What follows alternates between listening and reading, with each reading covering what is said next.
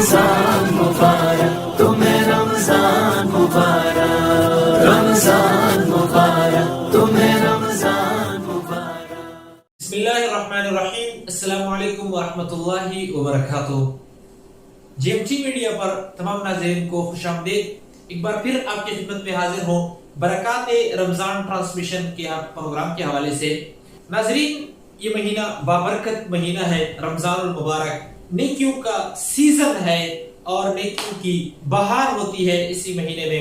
یقیناً رمضان المبارک کے روزے جو اس امت پر فرض کیے گئے ہیں یہ صرف اس امت پر نہیں بلکہ قرآن مجید میں اللہ رب العزت نے فرمایا یا ایھا الذین آمنوا کتب علیکم الصیام کما کتب علی الذین من قبلکم لعلکم تتقون.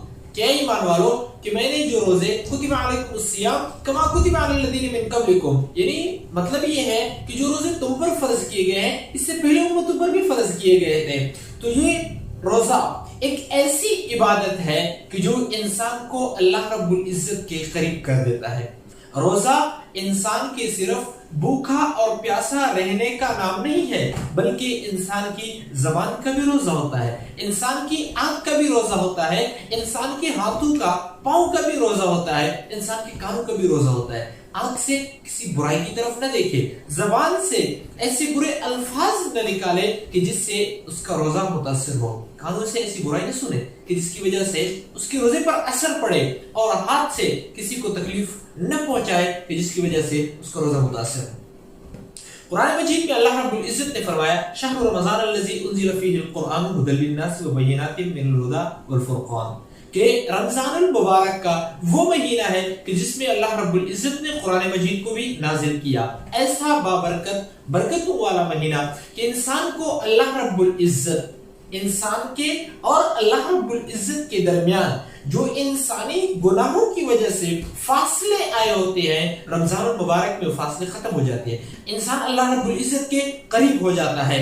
جو شیاطین ہوتے ہیں انہیں قید کر دیا جاتا ہے، یعنی گناہوں کے جو اسباب ہوتے ہیں اللہ رب العزت نے وہ اسباب ہٹا دیے اور انسان کو کہہ دیا کہ یہ مہینہ ایسا مہینہ ہے کہ اگر آپ نوافل بھی پڑھو گے تو اس کے درجات اللہ رب العزت فرائض کے برابر کر دے گا. اگر آپ فرائض ادا کرو گے تو فرائض اللہ رب العزت 70 فرضوں کے برابر کر دے گا. رمضان المبارک کا مہینہ وہ مہینہ ہے کہ جو بخیل کو سخی کر دیتا ہے، سخت دل کو نرم کر دیتا ہے کہ وہ اپنے ارد گرد رہنے والے غریبوں لاچاروں کو ان کو کھانے کھلا دیتے ہیں، ان کو پہنا دیتے ہیں، جن کو کپڑوں کی ضرورت ہوتی ہے، جن کو کھانے کی ضرورت ہوتی ہے انہیں کھانا کھلا دیتے ہیں. یہ کیا ہے؟ یہ صرف اور صرف رمضان کی برکت ہے، یہ رمضان المبارک کا اثر ہے، رمضان المبارک کے مہینے کی برکات ہے، اس کے اثرات ہیں کہ انسان کا دل نرم ہو جاتا ہے، انسان اللہ رب العزت کے قریب ہو جاتا ہے. جب انسان اللہ رب العزت کے قریب ہوتا ہے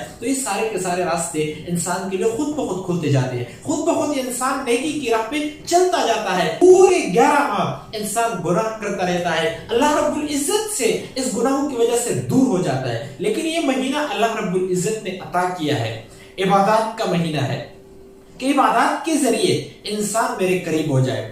توبہ کا مہینہ ہے، توبہ کر کے انسان میرے قریب ہو جائے. رحمتوں کا مہینہ ہے، اللہ رب العزت رحمتوں کی بارش کر دیتا ہے انسان کے اوپر اور رحمتوں کی وجہ سے انسان اللہ رب العزت کے قریب ہو جاتا ہے. مغفرت کا مہینہ ہے، انسان توبہ کرتا ہے، گناہ جتنے بھی ہوں اللہ رب العزت سارے کے سارے گناہ انسان کو سچی توبہ کی وجہ سے معاف کر دیتا ہے.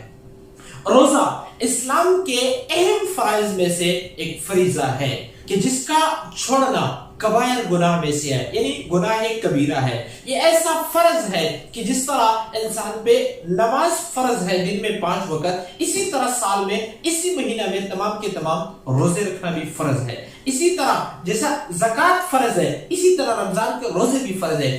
جس طرح انسان کے اوپر حج فرض ہوتا ہے کہ انسان کے پاس اتنی استطاعت موجود ہو کہ بیت اللہ کی طرف جا کر وہاں پہ حج بیت اللہ کر سکے، تو جس طرح حج انسان کے اوپر فرض ہو جاتا ہے بیائی اسی طرح انسان کے اوپر رمضان المبارک کے روزے بھی فرض ہوتے ہیں. اللہ رب العزت ہمیں رمضان المبارک کا احترام کرنے کی توفیق عطا فرمائے، قدر کرنے کی توفیق عطا فرمائے. ملتے ہیں انشاءاللہ العزیز اگلی ویڈیو میں، تب تک کے لیے اجازت دیجیے. اللہ حافظ.